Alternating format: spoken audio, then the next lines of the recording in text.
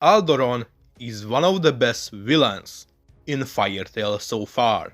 So Aldoron is the third dragon god who got introduced in Fairy Tail 100 Year Quest. He's the wood dragon god and he's also the largest dragon who ever existed.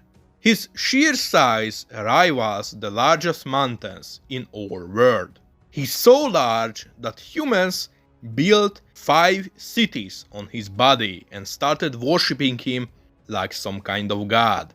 But he wasn't just interesting because of his size and power. Aldoron represented something much deeper and complex, but us humans commonly overlook, and that's the importance of viewpoint. We humans constantly put ourselves as the center of the viewpoint, refusing to listen to opposition or even try and understand them. Aldoron's fight against Natsu pointed this human fallacy out. From Natsu's perspective, Aldoron was a dragon who killed humans to feed himself. He was evil because he didn't see us as equals, just food, prey and mere nutrients. From Natsu's perspective, what represents the human perspective, Aldoron was a dragon who had god complex and was clearly evil. But if we see things from Aldoron's perspective, we realize that he is right. Dragons preyed on humans since their existence, and it was just natural for him to see them as food. Same way wolves prey on deer and boar, dragons prey on humans.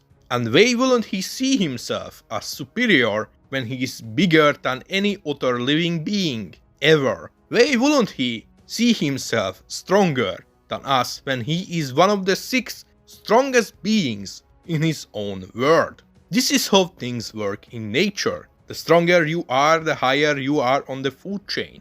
And Aldoron is one of the strongest beings in the entire Fairy Tail universe.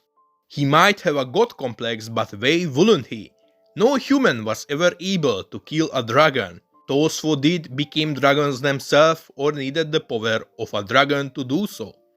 The dragons of Fairy Tail universe are the top of the food chain, the strongest of the strongest. The lifespan of a human is just a short moment in the life of a dragon. By the laws of nature, dragons are in fact superior to us in every single possible way. If we humans can put ourselves above others, even with nearly everything out there being capable to kill us, why wouldn't a dragon who has no natural enemy do the same thing?